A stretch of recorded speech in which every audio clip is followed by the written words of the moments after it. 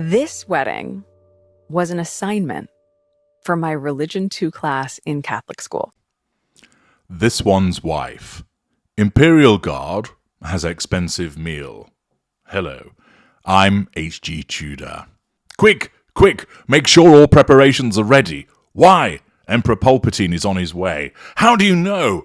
One of the Imperial Guard has been spotted outside of a restaurant in Whistler.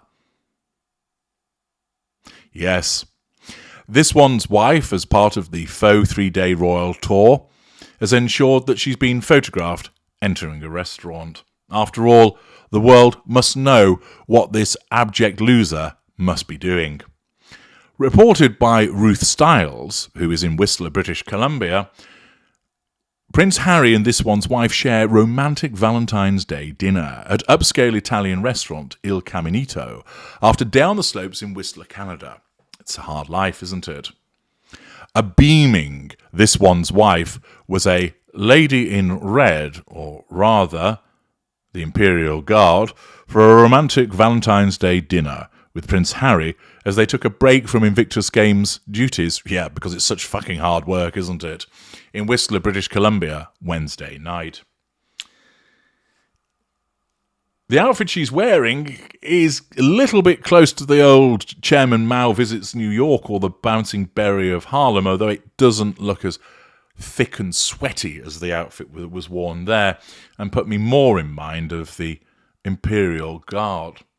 But we're told that photos show them leaving an upscale Italian restaurant in the picturesque ski resort, with a smiling this one's wife seen walking arm in arm with Harry to their luxury Ford Expedition SUV, which is clearly environmentally friendly. The couple are in the middle of a 3-day faux royal tour to promote the 2025 Invictus Games, which are taking place in the town next year. Are they? I thought they were just promoting themselves. That just happens to coincide with the fact that there's something to do with Invictus Games. After all, as we saw yesterday, 2 people behind them were wearing Invictus Games hats, but they weren't wearing anything that was branded. Indeed, it looked like they were wearing clothes by other people for the purposes of merching it. And if I'm not mistaken, the beanie that this one's wife was wearing actually had a fox fur pom-pom on it. That's right.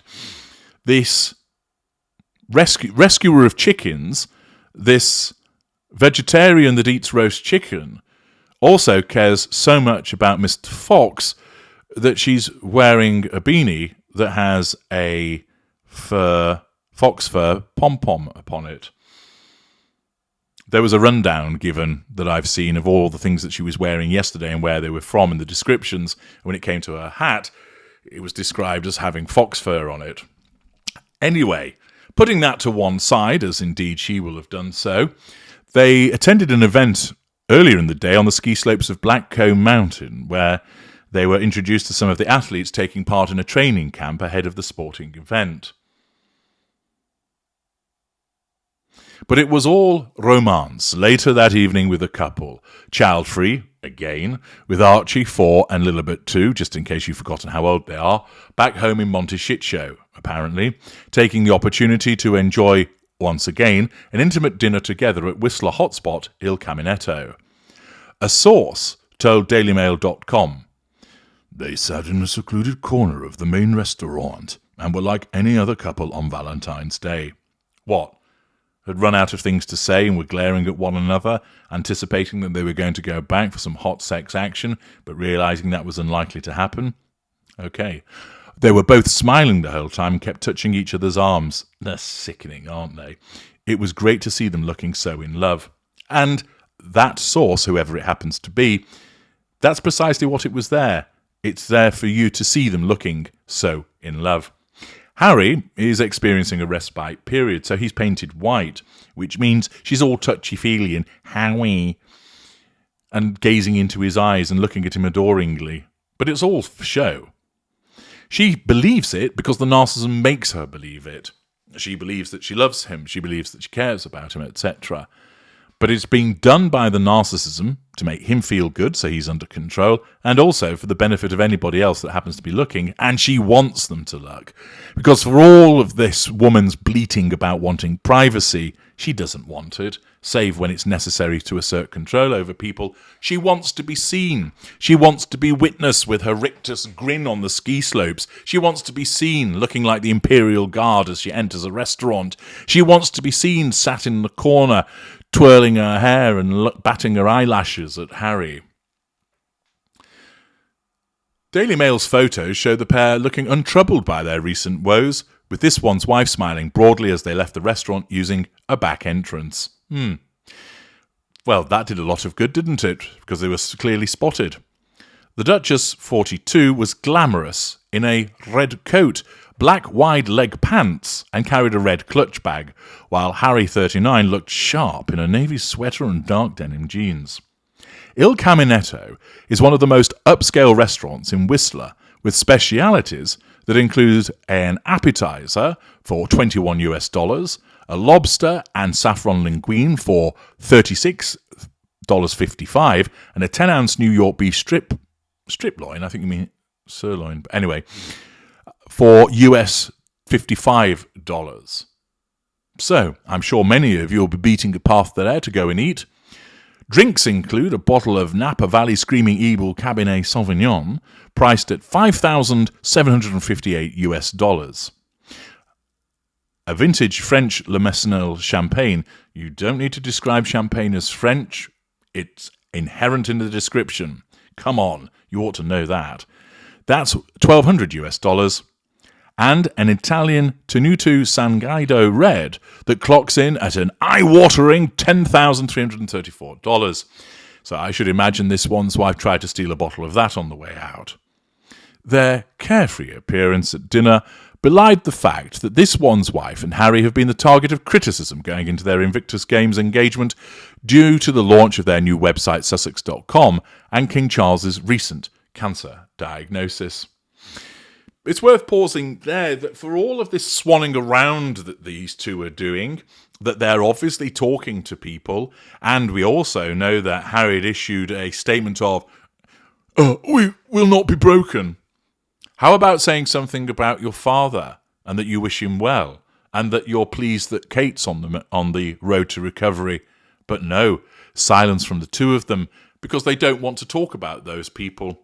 Him, because he's under instruction, her, because those individuals are painted black. And it just demonstrates again what a selfish, nasty individual she is, and how Harry has been corrupted to be that way also. They're seen entering and leaving the restaurant, and it's ensured that photographs are taken so that the world can see that a woman, dressed as the Imperial Guard, went out for something to eat. Yes. The world doesn't need to know this, but it's reported on because, of course, the newspapers know that people will see this and they will want to comment upon it because the gruesome twosome get up their nose so much. Indeed, let's have a quick dive below the line to see what people's views are in relation to this. Lilibet from the United States states, freebies from a charity equals disgusting. I know, but they are definitely in love with film crews. Weirdos. Derek SP, 1989. Who's paying for the private jet, penthouse suite, etc.? These things should be investigated and released because it should not be paid out of a charity. In the US, I donate to Wounded Warriors only. I won't give a dime to Invictus. Money should go to the veterans, not able-bodied wannabe royals. I've never seen a promotional video for a charity that didn't feature anything about the charity except for its two patrons with overly inflated egos. I don't even think she's a patron, is she? E. Wally, Sparrow Legs should really avoid tight ski pants. Ote, she's always clawing onto him. Alexia, 1980, she's always in actress mode, and yet again I see lots of new designer clothes, private jet, and lots of using of resources, yet it's the little people who are the problem. Okay, hun, you can grin all you want. Nobody likes you. Galileo 12. Did the Invictus Games pay for the large private jet, the clothes, the camera crew, the luxury hotel, and restaurants? Grove of the Ancients. How romantic to include all the paps. Green Beren. Oh God, there they are again. You open the news and their faces stare back at you. Every day it's this or that, yet nothing of importance to be seen as news. Somebody responds to that observation. Friar Jack's Underpants, great name. Always that gormless smirk. And indeed, because she's vacuous and empty, and you just get the rictus grin, the smirking as a consequence of her response to the receipt of the fuel that she gets. Not much favour to be found there below the line in the Daily Mail, hardly a surprise, but there aren't even any sugar interlopers trying to back them up.